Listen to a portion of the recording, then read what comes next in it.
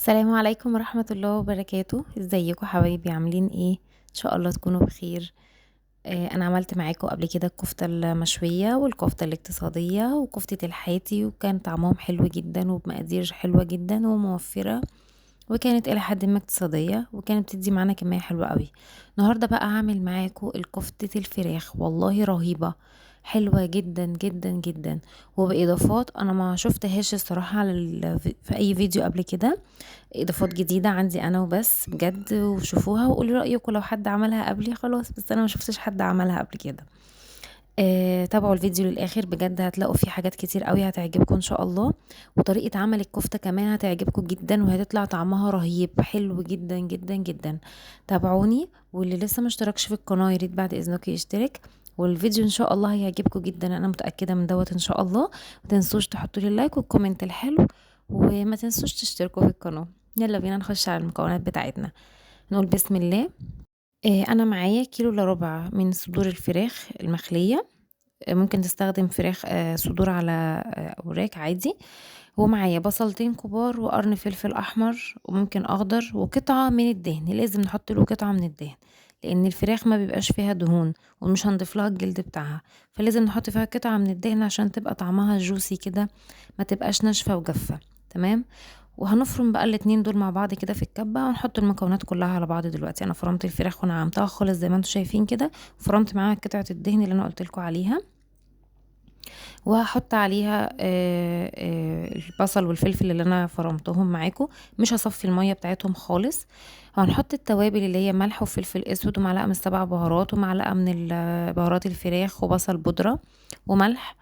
تمام. وهحط كيس من الفيجيتار البارد اللي احنا بنغلف بيه الفراخ البانيه اللي احنا بنقليها، او بقسماط، بس يعني هو الفيجيتار بيبقى افضل عشان بيبقى فيه شوية توابل من توابل الفراخ يعني، فحطيت كيس من الفيجيتار زي ما انتم شايفين كده. والإضافة الجديدة بقى اللي عندي أنا وبس تقريبا، يعني محدش شفته حطها خالص، إضافة جديدة من عندي أنا في قناتي حصري. حط 3 معالق من دقيق الرز، مش هحط ولا برغل ولا فول صويا ولا نشا ولا دقيق، هحط 3 معالق دقيق رز أو رز مطحون ناعم جدا.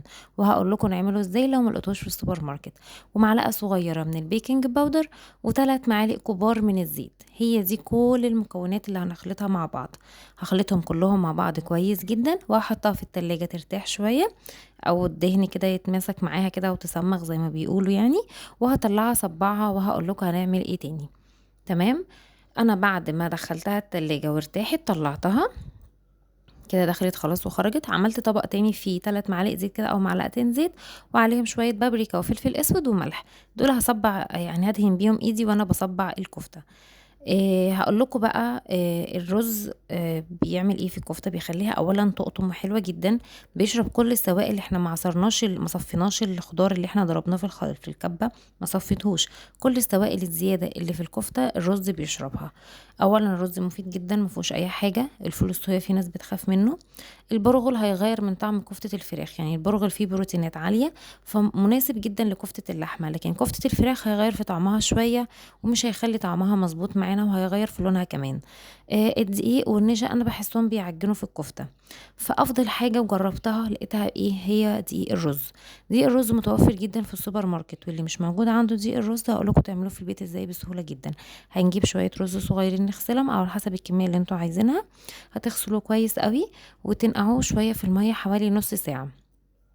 اول ما تلاقوا لونه فتح كده هنصفيه من المية دي، وهحطه في صينية ونفرده فيها، ونسيبه لحد ما ينشف خالص، زي ما بنجففه كده ورق النعناع والحاجات دي.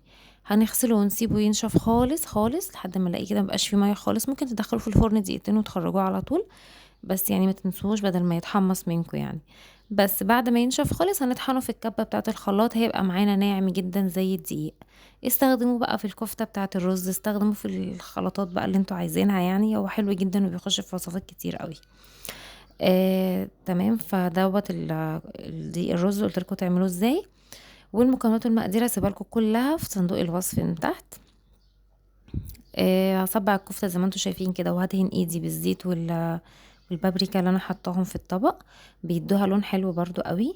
الكفتة كان طعمها والله بجد روعة، كانت حلوة جدا جدا جدا. انا ما كنتش بحب كفتة الفراخ، بس بجد بالطريقة دي بالمكونات اللي انا قلت لكم عليها كلها دي حلوة قوي وطعمها جميل جدا. وطالعة بتقطم معانا، مش طرية، طالعة جميلة جدا بتقطم وجوسي من جوه وطعمها جميل رهيبة. جربوها بجد هتعجبكم جدا. وموفرة عن كفتة اللحمة الكيلو منها ب 350 تقريبا او اكتر. البانيه كيلو منه ب160 ب170 على حسب كل منطقة. والكيلو ده هيدي معانا كمية حلوة جدا. انا الكمية اللي انا عملتها في الصينية دي وشلت كمية كمان تاني في الفريزر. بعد ما بتخش الفرن وبتطلع بنولع في حماية كده وبحط عليها شوية زيت صغننين وبغطيها عشان ندي طعم الفراخ ريحة الشوي. انا شويها في فرن البوتاجاز عادي جدا. ما خدتش وقت، هي من ربع ساعة لتلت ساعة تقريبا بتستوي على طول، لان الفراخ اصلا مش بتاخد وقت في السوا. بس كده. وهقدمها بقى في طبق التقديم، هحط شوية بقدونس على شوية ده بصل مقطعه وحط عليه شوية سماق. السماق حلو قوي مع المشويات ومع اللحوم عامة، انا بحبه جدا، بيديها طعم كده مزازة جميل. جربوها، متنسوش تقولي رأيكم فيها ايه، وان شاء الله بإذن الله تعجبكم. والرز هيعجبكم في الكفتة. ألف هنا والشفا. مع السلامة.